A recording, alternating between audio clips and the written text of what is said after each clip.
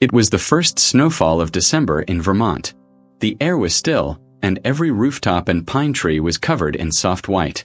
In a little wooden cabin at the end of Maple Street, 72-year-old Frank Dempsey pulled on his old coat and stepped outside, shovel in hand. The world looked beautiful, but painfully quiet. 5 years had passed since his wife, Margaret, was gone. Every winter, she used to hum Christmas tunes while baking pies, her laughter filling the cabin. Now, all that remained was silence and the creak of the floorboards. But Frank kept a ritual, clearing the walkway just as she liked it. Somehow, it made him feel she was still there, watching from the window. Across the street, a new family had moved in earlier that fall. A young single mother named Rachel and her daughter, Lily, who couldn't have been older than 8.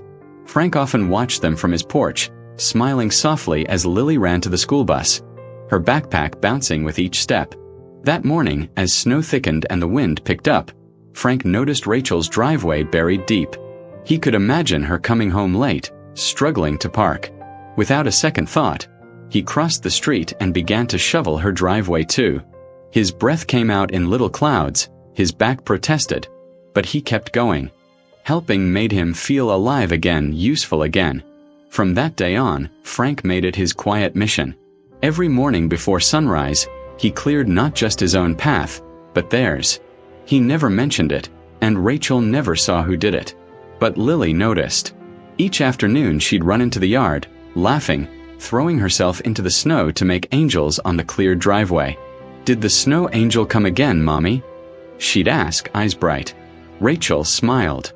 "Looks like it, sweetheart." And that's what they started calling him, the Snow Angel. One bitterly cold morning after a long storm, the streets were silent again. Rachel looked out and frowned. The snow lay untouched, no cleared driveway, no shovel marks. Across the street, Frank's cabin was dark.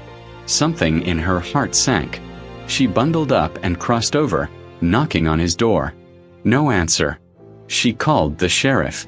They found Frank in his armchair, a peaceful smile on his face. His shovel leaned by the door, gloves still warm. At his small funeral, Rachel and Lily placed a tiny snow angel ornament on his casket.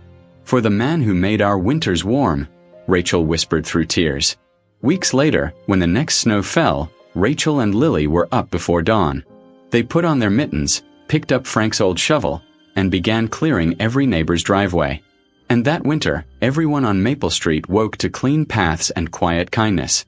No one ever saw who did it. They just said softly, "The snow angel came again."